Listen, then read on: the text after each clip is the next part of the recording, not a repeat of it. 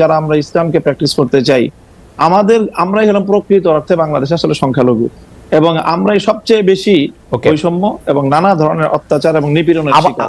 এবং আমাদের এই নিপীড়নের বিরুদ্ধে কখনোই সমাজের এই যে সাধারণ শিক্ষা ব্যবস্থার যারা শিক্ষক মহোদয় আছেন বা অন্যান্য আপনাদেরও একটা সোচ্চার কখনো আমরা পাই। আচ্ছা, আমরা এটা অধ্যাপক মাহবুবকে জানতে চাইবো। আমি একটু আপনার কাছ থেকে এটা জানতে চাই যে ধরেন বাংলাদেশে আপনি যে ধরনের রাষ্ট্র ব্যবস্থা কায়েম করতে চাচ্ছেন, ধরেন যে খিলাফা, সেই খিলাফা আসলো, তাহলে কি আপনারা এই যে ধরেন কালী পূজার কথা বলা হলো সেগুলি বন্ধ করে দিবেন? যে না, রমনায় বা বন্ধ হবে কেন, সেগুলি করতে দিবেন? সেগুলি করতে দিবেন। প্রত্যেক ধর্মাবলম্বীর যার যার ধর্মীয় রীতি অনুযায়ী তার সে ধর্মীয় স্বাধীনতা ভোগ করবে, তার জানমালের নিরাপত্তার যে বিষয়গুলো আছে ইসলামী রাষ্ট্র ব্যবস্থা, ইসলামী রাজনৈতিক যে বন্দোবস্ত, সেখানে অন্য ধর্মাবলম্বীদের ধর্ম পালনের শুধু স্বাধীনতা নয় বরং নিরাপত্তা নিশ্চিত করা হয়েছে, এবং সেই নিরাপত্তা অবশ্যই বাস্তবায়ন করা হবে। তাদেরকে কি জিজিয়া কর দিতে হবে? এখন আমি প্রথমেই কথা বলি যে আমরা মুসলিম কি অমুসলিম। যদি আমি মুসলিম হয়ে থাকি তাহলে আমাকে অবশ্যই কোরআনের প্রত্যেকটা আইনকে বিশ্বাস করতে হবে, মানতে হবে। আমরা আপনাদের কাছে পাল্টা প্রশ্ন করি খালেদ মহিউদ্দিন সাহেবকে এবং আজকে আমার অতিথিকে, যে আমরা অ্যাজ এ মুসলিম আমরা কোরআনের প্রত্যেকটা বিধানকে শ্রদ্ধা করি কিনা এবং প্রত্যেকটা বিধান আল্লাহর পক্ষ থেকে প্রদত্ত সেই হিসাবে আমি বিশ্বাস এবং মানি কিনা, সেটা বলেন আপনারা। আচ্ছা, আমি প্রশ্ন উত্তর দিচ্ছি, আপা নিশ্চয়ই আমার থেকে দিবেন, আপা উত্তর দিবেন। আমি শুধু প্রশ্নটা করি যে আমরা কি কোরআনের বিধানটার প্রতি শ্রদ্ধা করি কেবলমাত্র আমি মুসলমান সেইটা বড় হওয়ার জন্য, নাকি আপা আরেকটা কথা বিভিন্ন জায়গায় বলে থাকেন, আমার হারাম হালাল জ্ঞান, আমার ঘুষ সুদ জ্ঞান, আমার অন্যায় অত্যাচার জ্ঞান, আমার বিভিন্নভাবে বিভিন্ন মানুষের যেটাকে আমানতরে খেয়ানত করার জ্ঞান, সেইটাও আমরা মানি? আমি তো দেখি বাংলাদেশে বাংলাদেশ 90% মুসলমানের দেশ, আমি দেখি 90% মুসলমানের মধ্যে 90% ধর্মীয় সেই বিশ্বাসটাকে আপনি প্র্যাকটিস করার বিষয়। যদি আপনি ধর্মীয় যে বিশ্বাস সেটাকে যদি আপনি অ্যাকসেপ্ট করেন দেন তখন আপনি মুমিন না, আমি এবং যদি আপনি সেটাকে প্র্যাকটিস করেন তারপর আপনি সে ভালো আমল হলো আপনার উন্নত মুসলিম হলেন। কিন্তু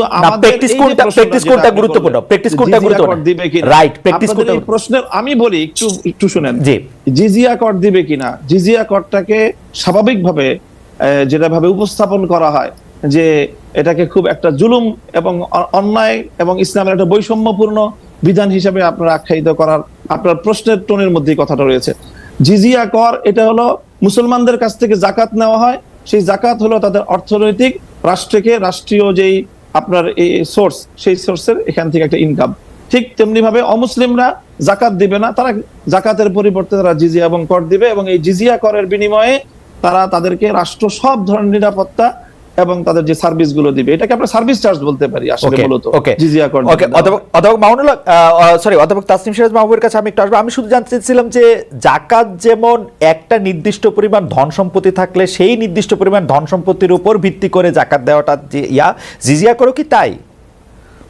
জিজিয়া কর হলো একটা চুক্তির ভিত্তিতে এবং যৌক্তিক পরিমাণে, মানে একটা লোক পক্ষ থেকে নির্ধারণ করা হয় যে মাথা পিছু সবার জন্য কতটুকু সামর্থ্য থাকলে কতটুকু দিবে, এবং সামর্থ্যের বাইরে যদি কারো উপরে জিজিয়া কর আরোপ করা হয় তাহলে সেক্ষেত্রে কোরআন এবং হাদিসে সুস্পষ্টভাবে রাষ্ট্রকে নিষেধ করা হয়েছে, এবং যে এই আইন করবে একজন ব্যক্তির উপর সামর্থ্যের বাইরে যদি তার কাছ থেকে সার্ভিস চার্জ নেওয়া হয়, জিজিয়া কর নেওয়া হয়, তাহলে সেই আইন বলবৎ করা যাবে না। ইসলামিক স্পষ্ট বিধান রয়েছে। ইসলামের মধ্যে কোনটা বেশি গুরুত্বপূর্ণ, অমুসলিমদের সাথে সেরকম একটা চুক্তি করা, আমরা এই প্রশ্নের উত্তর আপনার পরে আসছি, যে অমুসলিমের কাছে একটা চুক্তি ঠিক করা, নাকি হচ্ছে যে চুরি ডাকাতি ঘুষ সুদ বিগত সরকারের বিরুদ্ধে যেসব দুর্নীতির অভিযোগ আছে, আমরা ব্যাংক লুট সেগুলি, তারপর হচ্ছে যে কোনো অন্যায়ের কাছে মাথা স্বীকার করা, দুর্নীতি করা, কোনটা বেশি গুরুত্বপূর্ণ সেটা আপনার কাছ থেকে শুনবো। আপনারা কেন এগুলির থেকে ওগুলি সামনে আনেন কিন্তু বেশি একটা গুরুত্ব আমরা দেই না কেন,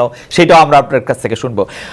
অধ্যাপক তাসনিম সিরাজ মাহবুব, জনাব মামুনুল হক কিন্তু একদম স্পেসিফিকলি বললেন যে তারা সবচেয়ে বেশি নিগ্রহের শিকার, তাদেরকে দেখলে যখন বোঝা যায় যে তারা এক ধরনের সিম্বলের মধ্যে আছেন, সেটা টুপি দাড়ি, এবং যখন তাদেরকে বোঝা যাচ্ছে তারা যখন ইসলামের হয়ে রাজনীতির কথা বলছেন, তাদেরকে শুধু উনি এই শব্দটা বলছেন যে তারাই নিজেদেরকে সংখ্যালঘু মনে করছেন কারণ তাদেরকে এই অধিকার দেওয়া হচ্ছে না, সেটা ঢাকা বিশ্ববিদ্যালয়ে অধিকার দেওয়া হচ্ছে না, বিশ্ববিদ্যালয়গুলি বলছে না, সাংবাদিকরা অ্যাড্রেস করছে না। আপনার কি মনে হয় আপনার মত শুনবো। কিন্তু আপা আমরা একটা দর্শক জরিপের কথা আপনাকে একটু শোনাই, যে আমরা দর্শকদের কাছে জানতে চাইছিলাম যে বিচারের আগে আওয়ামী লীগের রাজনীতি করার অধিকার নেই, জুলাই আন্দোলনকারীদের এই অবস্থান সমর্থন করেন কিনা। শতকরা 68% এই অবস্থান সমর্থন করেছেন আমাদের দর্শকদের মধ্যে, শতকরা 32% সমর্থন করেন নাই। আমাদেরকে ভোট দিয়েছেন 62,000 ভোটার। আপা আপনার কাছে একটু আসি, উনি একদম স্পেসিফিক প্রশ্ন করেছেন যে যাদের দাড়ি টুপি আছে, যারা ইসলামী আকিদা মানছেন সংস্কৃতিগতভাবে, তাদেরকে স্পেস কম দেওয়া হচ্ছে, যার জন্য নিজেকে সংখ্যালঘু বলছেন। আপনার মতামত একটু শুনতে চাই। যাক, শেষ পর্যন্ত ফ্লোরটা পেলাম। আমি তো ভেবেছি আমি আর কথা বলার সুযোগই পাবো না। আমি শুরু থেকে শুরু করি। প্র্যাকটিসিং মুসলিম উনি বলেছেন, উনাকে উনি আইডেন্টিফাই করেছেন, আমিও আমাকে প্র্যাকটিসিং মুসলিম হিসাবে আইডেন্টিফাই করি। আমাদের দেশে উনি পোশাকের রেফারেন্স দিয়েছেন, আমাদের দেশে আমি এরকম অনেক তথাকথিত ধর্মীয় লোককে চিনি, তারা শুধু দাড়ি টুপি না, তারা আরব দেশের যে পোশাকটা যেটা ওই আবহাওয়ার জন্য মানানসই, ওনারা বাংলাদেশে পড়েন দেখানোর জন্য যে ওনারা কত ধার্মিক। এরকম প্রচুর লোককে আমি চিনি যে তারা সারা জীবনে বেতন পেলে যে টাকা হতো, মনে করেন যে সারা জীবনে উনি বেতন পেতেন হয়তো 3 কোটি টাকা, উনি 6 কোটি টাকার বাড়ি কিনে ফেলেছেন।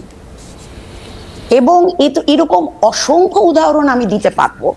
সো পোশাকে আশাকে আলোচনায় নাই গেলাম, আমার মনে হয় সেটাই সেফার।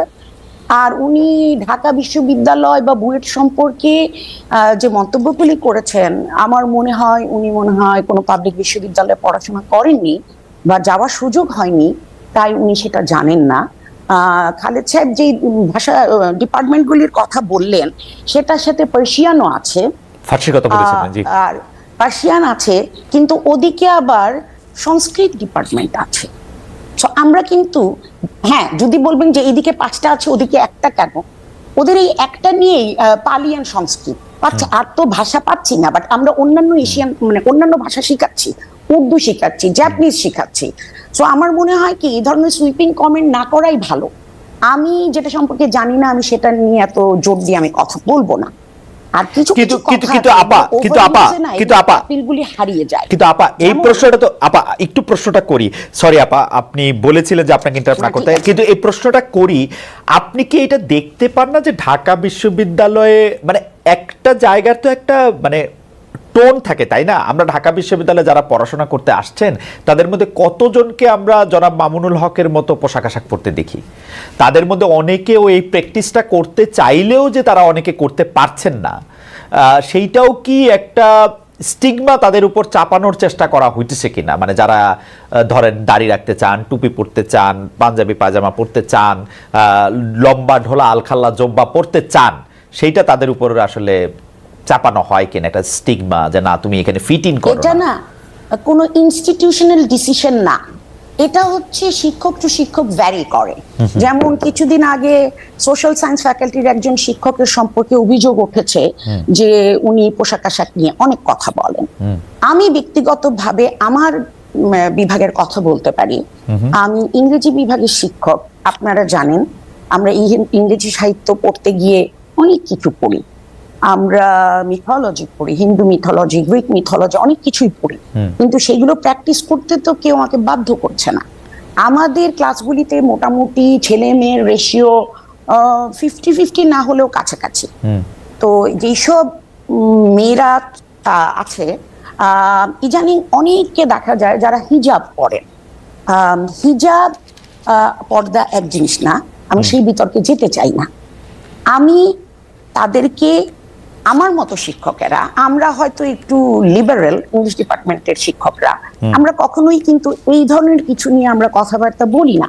কারণ একজন কি পোশাক পরবে, কোন ধর্মে বিশ্বাস করবে, এটা তার ব্যক্তিগত ব্যাপার। সে যতক্ষণ না এমন একটা পোশাক পরবে যেটাতে শালীনতার সীমা লঙ্ঘিত হয়, আমি তাকে কেন এটা বলবো? আমাদের স্টুডেন্টরা জিন্স পরে আসছে, টি শার্ট পরে আসছে, আলখেল্লা পরে আসছে, বোরখা পরে আসছে। এবং আপনারা হয়তো জানেন না, ইংরেজি বিভাগে এখন প্রচুর মাদ্রাসার ছেলে পড়ে, প্রচুর। মানে একবার আমার ক্লাসে প্রায় 40 জনের মতো স্টুডেন্ট ছিল এবং তার 30-35% ছিল মাদ্রাসা ব্যাকগ্রাউন্ডের।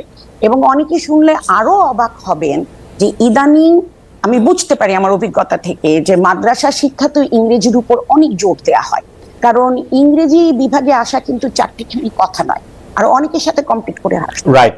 তো এতে আমি অনেক খুশি যে ওনারা শিক্ষার এবং বিশেষত ইংরেজি শিক্ষার গুরুত্ব বুঝতে পেরেছেন। তো তারা কি পড়ে আসলো না আসলো এটা বিচ্ছিন্নভাবে যদি দু একজন শিক্ষক বলে থাকেন অবশ্যই এটা আপত্তিজনক। সেই জায়গায় হলে আমিও আপত্তি করতাম, কারণ আমি কি পড়বো না পড়বো সেটা আমার বিষয়। কিন্তু যখন জিনিসটা বাড়াবাড়ি পর্যায়ে চলে যায়, আমি 2007 সালে হজ করে এসেছি এবং আমি জানি যে হজের সময় মুখের এতটুকু জায়গা ভিজিবল হতে হয়, বাধ্যতামূলক। আমাদের কিছু কিছু কিছু খুবই কম, বাট কিছু কিছু ছাত্রী আছে একদম এইরকম করে ঢেকে আসে, শুধু দুটো চোখ দেখা যায়, তাদের হাত মোজা পরা থাকে, পা মোজা পরা থাকে, যেটা আমাদের ধর্মের রিকোয়ারমেন্ট বলে আমি কোথাও পড়ি। আমি এগুলো নিয়ে কিছুটা লেখাপড়া করি। এবং ভাইবার সময় আপনি যদি আপনার নিকাবটা না সরান তাহলে কিন্তু আপনার আইডির সাথে, আপনার আইডি কার্ডের সাথে আপনার চেহারা আমি মিলাতে পারছি না। সো এগুলি আমার মনে হয় অপ্রয়োজনীয়। কিন্তু পোশাক আশাকের ব্যাপারে, চিন্তাধারার ব্যাপারে, সব ব্যাপারে আমি ব্যক্তি স্বাধীনতায় বিশ্বাস করি ততক্ষণ পর্যন্ত যতক্ষণ না এইটা একজনের বা সমাজের বা দেশের জন্য ক্ষতিকারক না হয়। ইসলামের কথা যদি আমরা বলি, জি আপনি শেষ করবেন। জি আপনি শেষ করছিলেন, সরি আপনি শেষ করেন, সিস্টেমের কথা বলছিলেন। জি, আমরা যদি ইসলামের কথা বলা আর সেটা নিজের জীবনে ধারণ করা কিন্তু দুই ইস্যু। আমাদেরকে ইসলাম শেখায় নম্র হতে, ভদ্র হতে, অন্যের সাথে ভালো আচরণ করতে। ইসলামে বলা হয়েছে একজন মানুষের প্রতি, একজন মানুষের দিকে হাসলে সেটাও এক ধরনের সাদকা। ওকে, আমরা কি সেগুলো করি? আমার মনে হয় আপা চেঁচামেচি করি, তাদেরকে আমরা ইসলামের বাঘ, ইসলামের সিংহ এইসব টাইটেল দেয়া হয়। তো আমরা নিজেদের মধ্যে কতটুকু ইসলাম পালন করি যে আমি রাষ্ট্রধর্ম ইসলাম চাই, এটাই আমার প্রশ্ন। আপা আপনাকে অনেক ধন্যবাদ। আমরা জনাব মামুনুল হকের কাছে প্রশ্ন রেখেছিলাম যে ইসলামের দৃষ্টিতে আসলে কোনটা বেশি গুরুত্বপূর্ণ, বাহ্যিক বাহ্যিকভাবে তার পোশাক আশাকের পাশাপাশি ঘুষ, দুর্নীতি, সুদকে আমরা আসলে বর্জন করছি কিনা, যেগুলিকে আমরা আসলে ফান্ডামেন্টাল ধরে আসছি, সেটা ক্ষেত্রে আপনার কি মতামত। এবং সোশ্যাল মিডিয়ায় যাদেরকে আমরা ইসলামী বক্তা বলে থাকি তাদের কিছু বক্তব্য এরকম তুলনা করা হচ্ছে, যারা একসময় ক্ষুদ্র ঋণ নিয়ে, সুদ নিয়ে ডক্টর মোহাম্মদ ইউনূসের সমালোচনা করেছিলেন, তারা আবার তার প্রশংসা করছেন। বক্তাদের একটি অংশ কি বাতাস বুঝে বক্তব্য দিচ্ছেন কিনা, এবং আপনারা যে ইসলামকে, যেটিকে আসলে পলিটিক্যাল ইসলাম বেশি করে বলা হচ্ছে, যেটা এবং যেই কারণে বাংলাদেশে ইসলামী দলগুলির মধ্যে অনেক বিভাজন দেখা যাচ্ছে, মানে কেউ হয়তো ইসলাম বিশ্বাস করছেন এবং জোর দিয়ে বলছেন যে জনাব মামুনুল হক যেগুলি বলছেন সেগুলি ইসলাম না, আরেকজন বলছেন যে ওইটা যারা বলছেন তারা কাফের। ওই পুরো ব্যাপারটা ধরে যদি একটু আলোচনা করেন যে আসলে